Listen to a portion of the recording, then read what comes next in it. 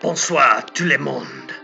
J'ai présent l'addition qui décrivait la gauche progressive. Numéro 8, la tragédie de Sadiq Khan, la mère de Londres.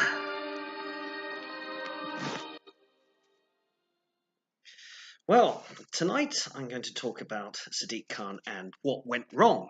Now, I don't have it in for Sadiq Khan as a human being. I mean, there's a lot of other people on my list who I really don't like as human beings.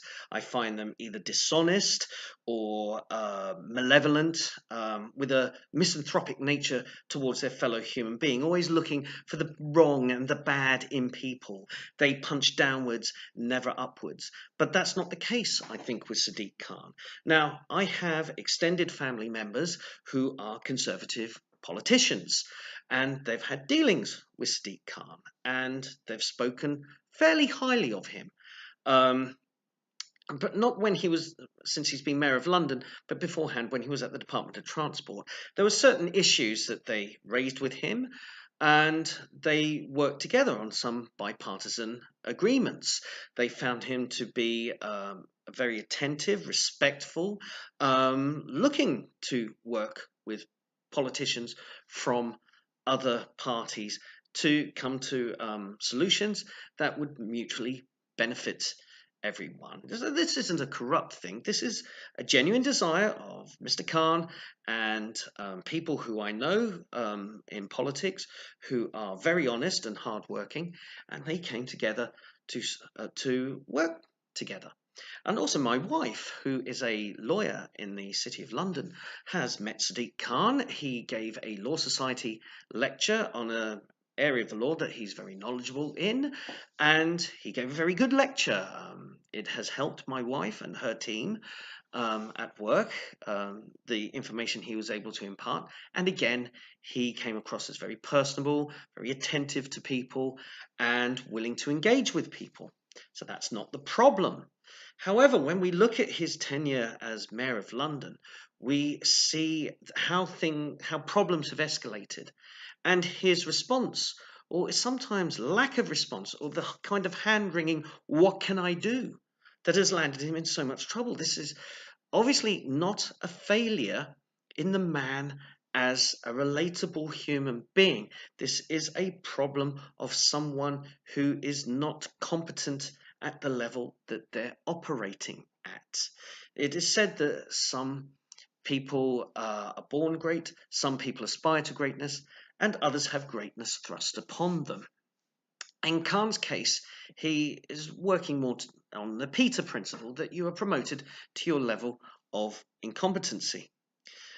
And this has landed him in hot water, and this is where we have a battleground. This is why I think he's a significant figure on the progressive left, in the fact that he is at a junction point.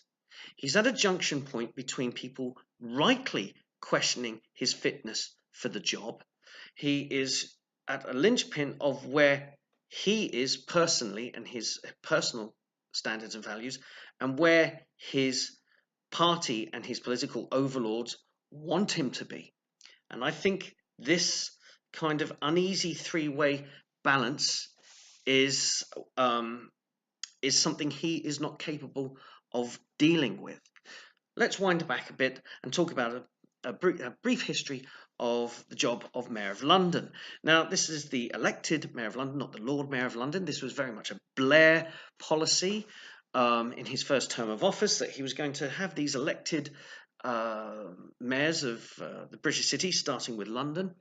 And the hope was with Blair that a grateful public would always elect a new Labour mayor. Well, that didn't happen right from the word go.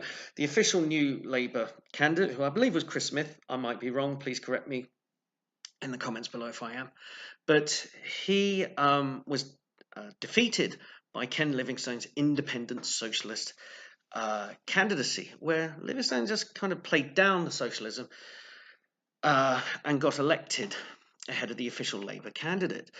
Now, Livingstone acted as Mayor of London as if London was always his personal fiefdom. This was evident from his time as GLC leader until Margaret Thatcher had a spat with him and abolished the GLC. So Livingstone came into the job feeling that there was unfinished business from his time at the GLC, and he was going to impose his authority, and impose it he did. We had the congestion charge, we had the Oyster card, we had the bizarre phasing of traffic lights, and we had exploding bendy buses as his legacy. In fact, as Livingstone's tenure in office went on, he became more obsessive and micromanaging, but the problems of the London infrastructure kept on mounting. And as a former London resident, I can remember getting frustrated by how we seemingly had these endless parades, charity bicycling events, and roadworks all across London at the same time, which served to just sever the north of the river from south of the river. Even me getting from my place of residence in North London down to Victoria became impossible on certain weekends because Livingstone was just making London a kind of chaotic playground, beset by constant roadworks. Anyway, he was out of office at the end of his second term, and he gave us perhaps the most ungracious concession speech a British politician has ever given. This led to Boris Johnson for the Conservatives becoming mayor. Now, the Conservatives by this time had worked out that you don't put a staid, stodgy candidate in for the job of Mayor of London. You put your flamboyant bad boy. After all, this worked for the Socialists. Why wouldn't it work for the Conservatives? So Boris Johnson was given the job of Mayor of London amid some grumblings in his own party, but hey, he was containable in that environment. And if he did well, maybe it would be the making of the man. And it potentially was. Johnson's approach to being mayor was very different from Livingstone's. Johnson was very much hands off. He kind of oversaw a hugely successful London Olympic event, which he didn't really do a lot of the planning, but he was there just to as a kind of mayoral figurehead. Even getting stuck on a zip wire didn't diminish his political ambitions or his political trajectory in any meaningful way. His legacy, in a fungible term, was the Boris bike, which had the advantage of not spontaneously catching fire, unlike the bendy bus.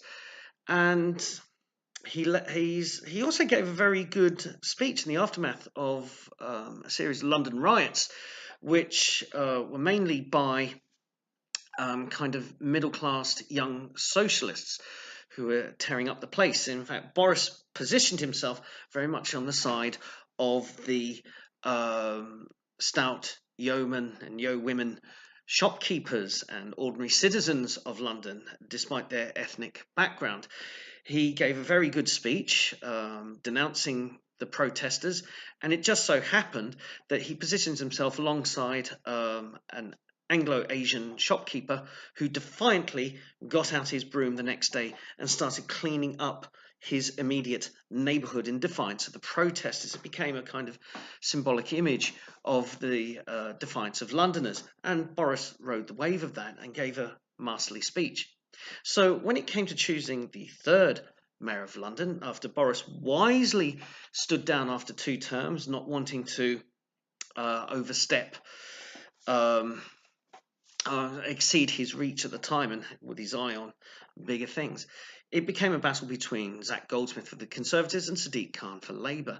Now, Goldsmith shot himself in the foot during his campaign, and Sadiq played a slow and steady wins the race campaign, which was successful.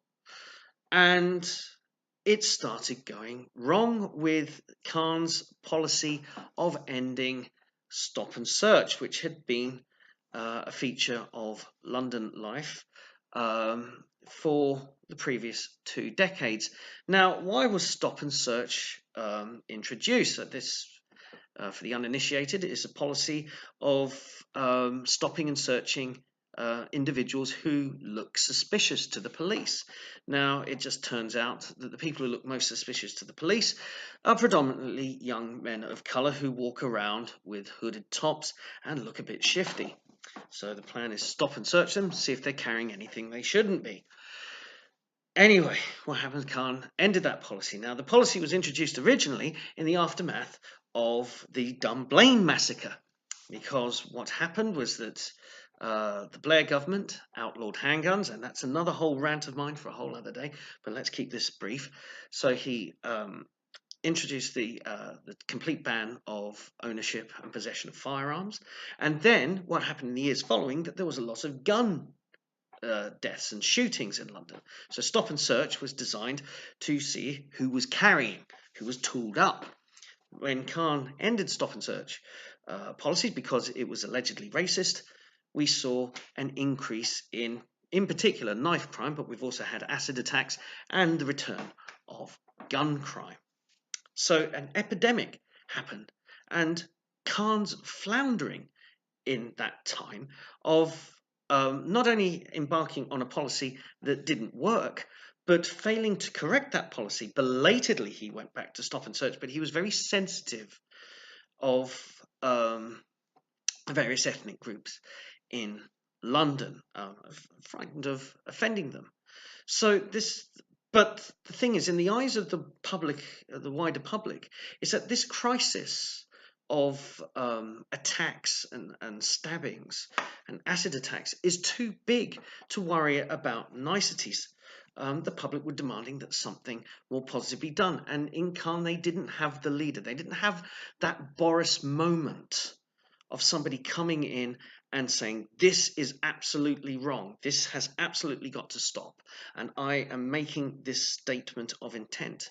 Nor does Khan have Livingstone's iron will to drive through what he thinks is the best policy at the time, even if it's the wrong policy. But at least Livingstone had that before he became bonkers, started shoving women downstairs at parties and obsessing about the Nazis. So Khan has been seen to be weak, and we've had terrorist attacks and things, and his emphasis on what needs to be done just always seems to be in the wrong place. When people get stabbed, he's worried about what people are saying on Twitter. He did a bizarre video about nasty tweets that have been sent to him, some of them sort of trolling, sarcastic comments about his resemblance to a crap Jose Mourinho. And some of them have been actual threats of violence or threats of death to him. Well, these are covered under existing laws. He should go straight to the police. He should not be going to the tech companies and going, can't you do something about this problem?